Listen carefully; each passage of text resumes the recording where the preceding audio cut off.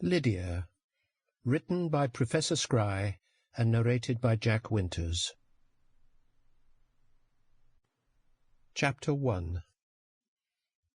"Please pass me the peas," Megan said, and before the bowl was in her hand she added excitedly, "We have good news, Emily." Emily frowned at her mom. Andrew, Emily's father, was sitting at the head of the table, grinning from ear to ear, looking no less smug than the cat that had got the cream. Emily cringed inside and thought, Suppose knows. Ah, good news. She instinctively knew that it was going to be bad news. And why is it that bad news always comes on the same day as Mom serves peas? Emily glared accusingly at the pile of peas on her plate, picked up her fork and stabbed at them, lining up the green balls on the tines.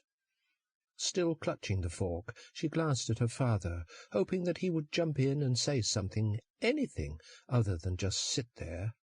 Better yet, Emily thought, let's remove the peas from all the plates, leave the room, come back to the dinner table, and start all over, without the blasted peas. Emily knew very well the routine. Megan, Emily's mum, would deliver the news in her silly, joyful way, and then Andrew, Emily's dad, would slide in to butter Emily up, doing his best to convince her that it was something that they had always wanted, how all their hopes and dreams were falling into place, and life was going to be oh so wonderful. Emily knew without a doubt that she was about to hear something life-changing, and wondered why her mother was always pretending the things were more exciting than they actually were.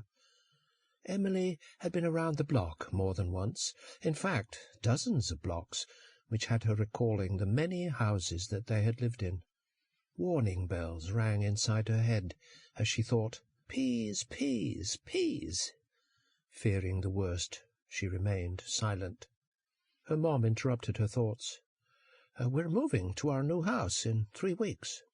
Megan spoke as if it was the highlight of the year, or perhaps their lifetimes, and no one could have sounded jollier. Emily's jaw immediately dropped. Was this a part of some long-term plan that her parents had been talking about for years?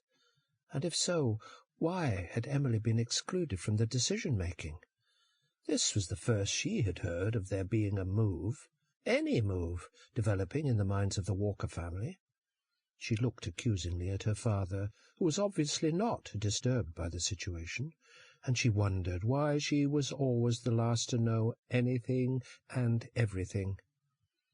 She felt a family meeting should have taken place. It would not have taken a great deal of planning.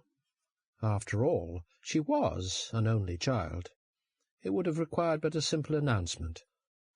"Okay, we're having a family meeting," which could have been done any time, and everything would have been quite easily hashed over. In fact, maybe now would be the time to have that discussion, rather than making some life-altering announcement. Emily hated being excluded. She would have been less shocked had Granny B suddenly planned on coming to live with them, or that a new little sister or brother was increasing the family size. Emily looked pointedly at her mother's tummy, wishing there to be a new child, rather than having to make a move, another move. She quickly closed her mouth and pursed her lips, fearful that she might say something that she would regret, then took a few deep breaths and closed her eyes tightly, squeezing back tears, counting the number of times that they had already moved. Now she had to face another move. Suddenly the whole of it seemed so ridiculous. Then, for some wild reason, she conjured up an image of her playing the concertina, and the entire family was wearing gypsy clothes. To top it all off, she saw them living in a colourfully painted wagon. Great! Now we're gypsies and fortune-tellers, a travelling band of musicians and dancers, living in a stupid wagon. She groaned very loudly. It would not be so bad if they were simply moving down the street, if she could go to the same school, or at least one nearby.